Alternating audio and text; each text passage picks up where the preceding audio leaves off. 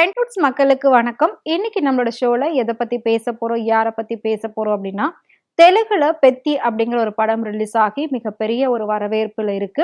So கிட்டத்தட்ட பார்த்தீங்கன்னா, ஒவ்வொரு படமும் வர்றதுக்கு முன்னாடி அது எவ்வளோ ப்ரீ புக்கிங் ஆகுது அப்படின்ற ஒரு விஷயத்த நாம பார்ப்போம். அந்த படம் ரிலீஸ் ஆனதுக்கு அப்புறமா படம் நல்லா இருக்கா, கதை நல்லா இருக்கா, அது யாரு நடிச்சிருக்காங்க, எப்படி நடிச்சிருக்காங்க அப்படின்றதெல்லாம் இப்ப யாருமே பார்க்கறது இல்ல. அந்த படம் முதல் நாள்ல எவ்வளோ வசூல் பண்ணிருக்கு, 2வது நாள்ல எவ்வளோ வசூல் பண்ணிருக்கு, இந்தியாவுல எவ்வளோ வசூல் பண்ணிருக்கு, உலக அளவுல எவ்வளோ வசூல் பண்ணிருக்கு, இப்படி வசூல தான் பார்த்துட்டு இருக்காங்க. பொதுவாவே மக்கள் எல்லாருமே இப்ப பணத்தை நோக்கியே ஓட ஆரம்பிச்சுட்டாங்க. மத்த விஷயங்களுக்கெல்லாம் இடம் கொடுக்கறதே இல்ல. சோ சினிமாவும் கிட்டத்தட்ட இப்ப பணத்தை நோக்கி தான் ஓடுதே தவிர, அதாவது கதையை நோக்கியோ மக்களுக்கு கருத்து சொல்ற இடத்துல நம்ம பண்றோம் அப்படின்றது எல்லாத்தையும் மறந்து தான் பண்ணிட்டு இருக்காங்க. சோ அது எல்லாமே டோட்டலா மாறி போயிடுச்சு. சோ அப்படி இருக்கிற பட்சத்துல பெத்தி அப்படின்ற படத்துடைய இயக்குனர் புஜ்ஜி பாபு சானா இவர் தான் அந்த படத்தை டைரக்ட் பண்ணியிருக்காரு. இந்த படத்துல ராம் சரண் நடிச்சிருக்காங்க.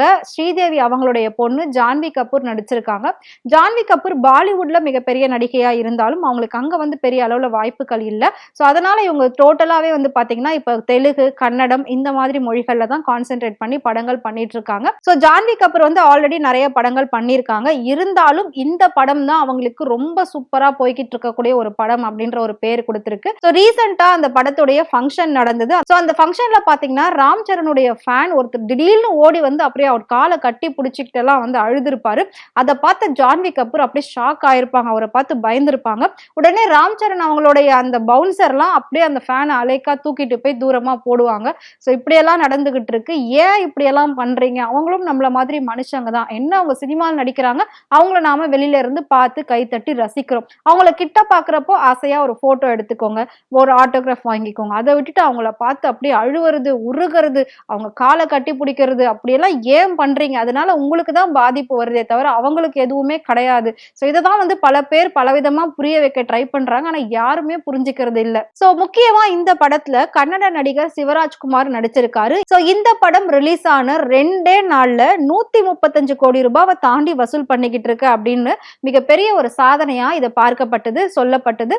சோ இதை வந்து பாத்தீங்கன்னா அடுத்தடுத்து இன்னும் அதிகமா வசூல் பண்ணும் அப்படின்னு நினைச்சாங்க. ஆனா நினைச்சபடி வந்து எதுவுமே நடக்கல.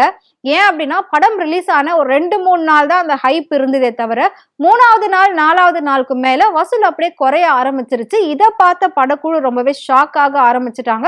ஏன்னா ஃபர்ஸ்ட் எல்லாருமே இவ்வளோ ஹைப்ல போகுது, 2 நாள்ல இவ்வளோ 100 கோடியை தாண்டிடுச்சு. பொதுவா ஒரு படம் ரிலீஸ் ஆகி அது வந்து 1 வாரம் 10 நாள் ஓடினாதான் 100 கோடி வரும். அப்படி இருந்தாலும் ஒரு சில படங்கள் வர்றது இல்லை. ஆனா இது 2 நாள்லயே 100 கோடியை தாண்டி வந்துருச்சு. எல்லாருமே ரொம்ப ஜாலியா அதை எதிர்பார்க்கும் போது 3வது நாள் 4வது நாள் அதோட வசூலானது குறைய ஆரம்பிச்சிருச்சு. சோ இது வந்துட்டு அந்த படக்குழுவுக்கு மிகப்பெரிய ஒரு அதிர்ச்சி அளிக்கக்கூடிய ஒரு செய்தியா தான் போய்கிட்டு இருக்கு. ஏன்னா இன்னும் போக போக ஏறும்னு நினைப்போம். ஆனா இது இறங்கிக்கிட்டு இருக்கு. அப்ப அங்க ஏதோ ஒரு மிஸ்டேக் இருக்கு. ஆரம்பத்துல ரசிகர்கள் எல்லாம் கண்மூடித்தனமா வந்து போய் தியேட்டர்ல படம் பார்க்க ஆரம்பிச்சிருவாங்க.